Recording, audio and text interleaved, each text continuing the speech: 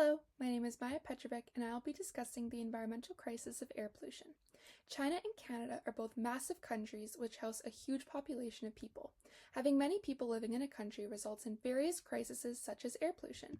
With China being one of the biggest countries in the world, air pollution is responsible for about 2 million deaths in China per year.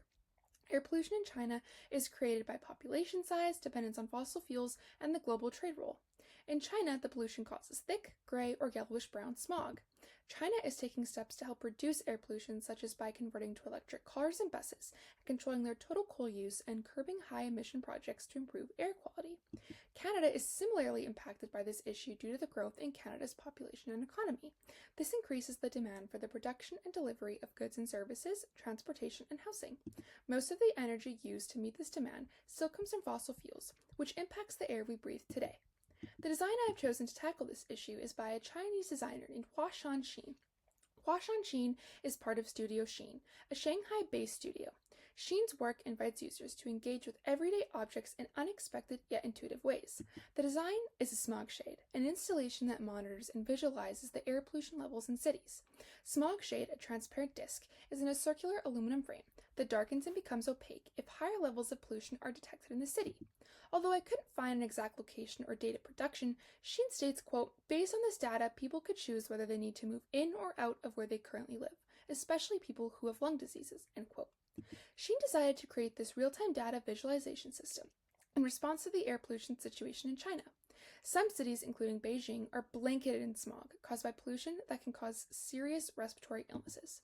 He states that the government can publish unreliable data about air pollution that make people doubt its authenticity. Placing smog shade in public spaces can then give people a quick and simple visual update on the air quality at that time and place, so they can react accordingly. 2 layers of polarizing film are held in the frame, and one rotates 90 degrees to change the level of brightness.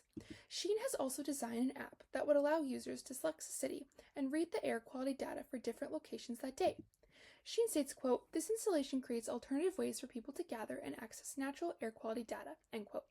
Xin adds, quote, "It's a way to visualize this data in public spaces to create a social impact and put pressure on the inaccurate official data sets," end quote. He hopes that people might also change their behavior once they see the pollution levels for the day and opt to take public transport rather than drive. This design is a response to the crisis of air pollution because the creativeness of putting it in everyday life and making it have aesthetic qualities adds to the innovation of the design because it points out a social environmental issue while still having the design enhance the space instead of becoming a roadblock. This design matters because air pollution is something that affects us worldwide and will not go away until we and our governments make changes to our lifestyles and how we want to preserve our Earth. Thank you so much for your time.